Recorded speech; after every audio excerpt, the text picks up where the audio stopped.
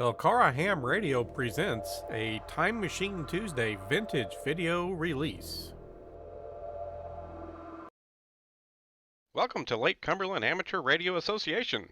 You can find us at LCARA.net, on Facebook, on YouTube, and on Instagram.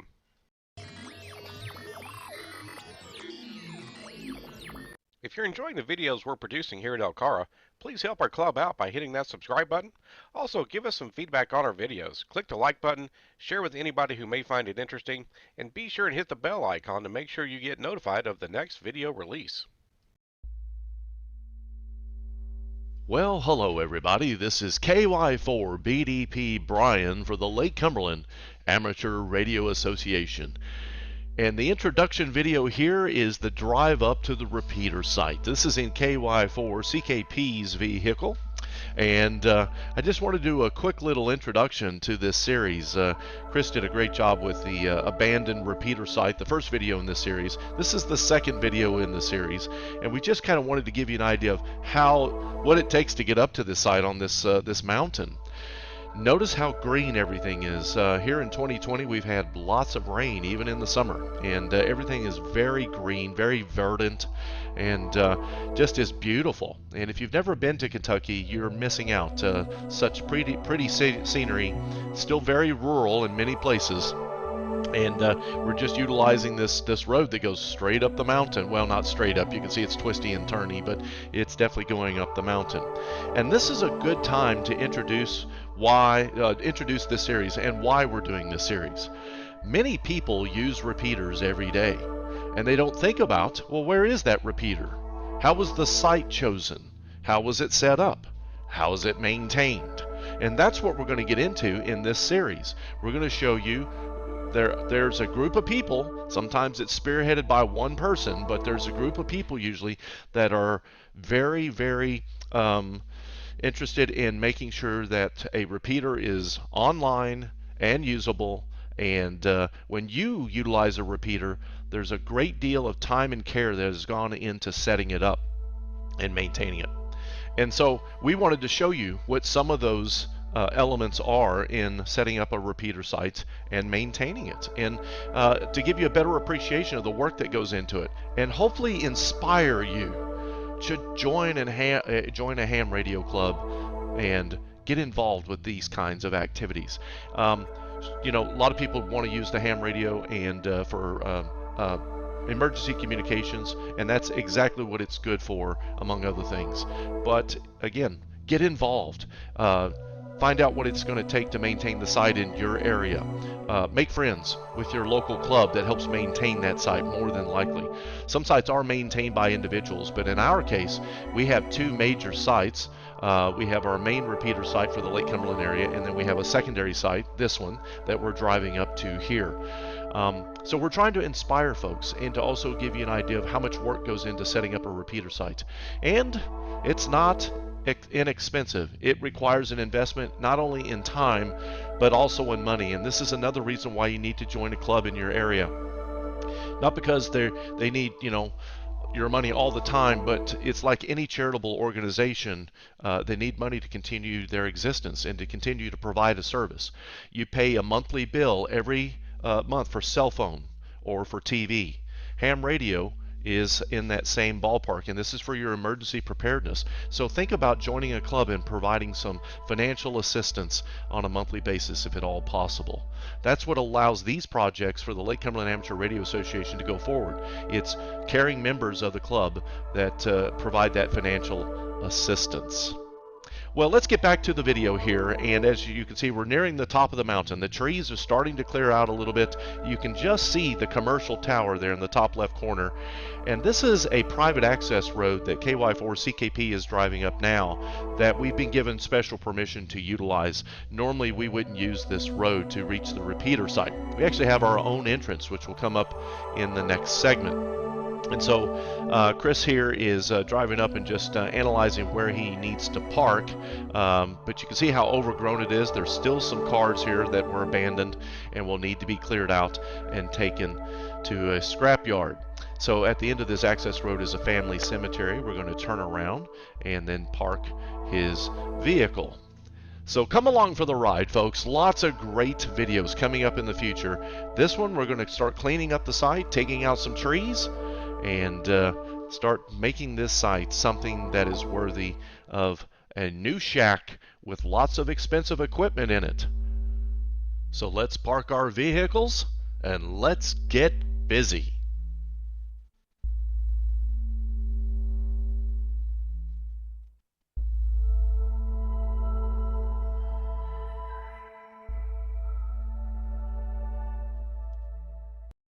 This is KY4BDP, Brian, for the Lake Cumberland Amateur Radio Association. Welcome back to the abandoned repeater site, and we just wanted to give you an idea of how overgrown this is. This is a repeater site we've used in the past, but due to deaths in families and things, we didn't own the site, and so we had to let it go for a while, and then we have since re-procured it on a lease. But it is overgrown, and like a lot of sites in southeastern Kentucky sometimes, not the best well kept up. So I just wanted to kind of take you in on the access road just so you can kind of see what it looks like this morning. We're going to start clearing this out today, and we'll just walk up the little road here. Now there's pens, you know, where people have set up for pigs and things, and we've got trash all up and down through here. And eventually a lot of this will get picked up. We'll have a work day just for picking up trash. The owner of the property is going to help us out as well, and the son of the original person who owned it. And as you can see, just, you know, pretty overgrown. Here's a trailer that was burned out at some point, so that's not going to be use. But there is a power pole right up here. You know, notice that there's power coming into this pole. And at the moment, that's the only power that comes into the site for what we can use. And what we're going to do is extend that power to a new pole that'll be over where our new shack is going to go. So again, we've got, you know, projection TVs up here and some other stuff. A lot of this is going to get cleared out. And then we're going to take some power off this pole and take it to a new pole right over there, a new pole. So again, we're just walking up the access road here. And yeah, it's not beautiful. Lots of trees need to be taken out for us to even get a shed up here. A lot of these trees are very young, and they were just allowed to grow, and we'll have to take some of these out. We're not looking to take every tree out. We don't want to take down trees that are unnecessary, that are necessary. But when you got guy lines and things like that for your tower, you can't have trees growing up in and around the tower guy lines and so forth. And so yeah, so we do have a little bit of a clearing here, and there is another way to access the property going off to the right there and coming in from a gravel driveway, but that's so overgrown it's going to be difficult to even get vehicles up that way. They've already cleared out some of the cars and stuff that were up here. The previous owner was collecting different types of cars, but they sat here in the woods. 6 or 8 of them have already been taken away. We've got some Vanagons right over here, so there's a couple of those, and another Volkswagen station wagon right over there. A lot of that's going to be cleared out. And then of course we've got the old shack, this Vietnam era green shack right here that you saw in the first video that Chris put together. The dead pig is gone, thankfully. There's all kinds of wildlife up here. And then we've got the tower. Now the reason we're coming back to this site is because this tower is in a primo location. 140-foot tower on top of one of the highest little knobs, hills, mountains, whatever you want to call it around here. And we want to take advantage of that tower once again because it's in great location. There's a commercial tower right next to it. Chris mentioned was about 200 yards away. It's not even that. You're probably looking at that commercial towers maybe 100 feet away, you know, somewhere in that ballpark. It's not far at all that they use for some of the cell and things like that. So yeah, that's getting up here, and everything that needs to be cleared out. Lots of trees need to be cut down at some point for ingress. And just to get the shed, the new shed that we're bringing up here, we'll show you that in another video. So in the next segment, we'll show you some of the progress we're making as we start cutting down these trees, trimming back limbs, spraying some herbicide on some of the weeds and so forth in and around the area that we're going to put the new trailer. And it's going to be a process. We're not going to get it all done today, that's for sure. We're just trying to cut back some trees, limbs, and whatnot. Another day, we're going to do a shed. Another day, we're going to talk about some of the trash in and around that you can see.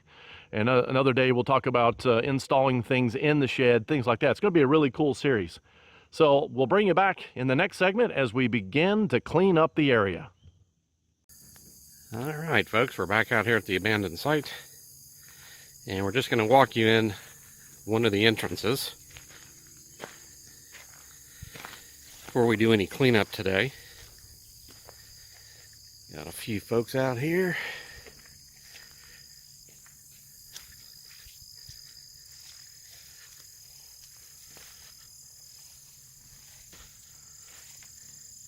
Got plenty of bug spray on.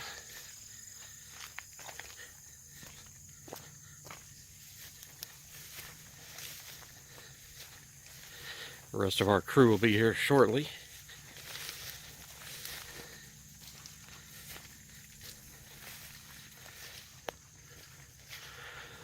And of course, the weeds and everything have grown up. Seems like 6 inches since we were here a week ago. May not be quite that bad, but it's pretty bad. Plain dirt road, pretty muddy. Still lots of trash. The property owner is going to do some cleanup. When they can get to it, they're going to get a bulldozer, take out quite a few trees, clean up the trash. But we're going to do some trimming, cut down a few small trees, get things ready to go today.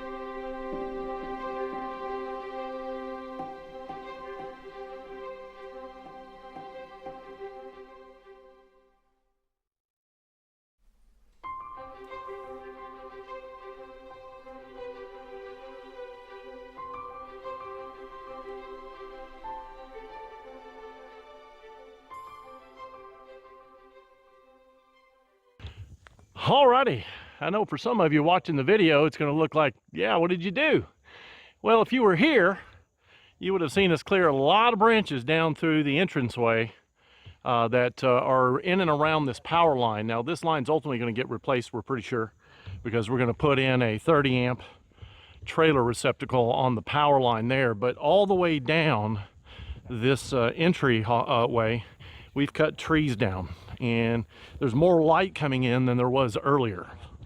So I'll just walk down here a little of the way so you can see that.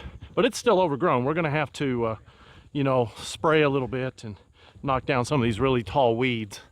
But, and we've got another branch right there at the entrance we're going to have to take out eventually. But one of the problems we have here in Kentucky are ice storms. And so we don't want any branches hanging out over areas that might cut down a power line or something like that. So we will be looking out for that as well as we continue to clean up the site. Now, keep in mind, we work on these work days about 2 hours. So we're not trying to kill ourselves when we do these videos. We've sprayed this area, took down a tree over here that was going to be in the way. We're going to have to move this wood pile. A lot of this junk has to be moved out. We sprayed all of this. This is where the new shed's going to go, by the way, is kind of back up, kind of corner to corner with the old shed. We have not touched on this side of the shed. And there's guy lines going down that way, and we're going to have to take a look at which trees are going to have to come down so that the guy lines are not going to be in any way interfered with, as well as down that way on the other side of the tower. So yeah, a lot of work done. We definitely cleared out this entryway. This comes from a private road, and probably the shed's going to come down this way.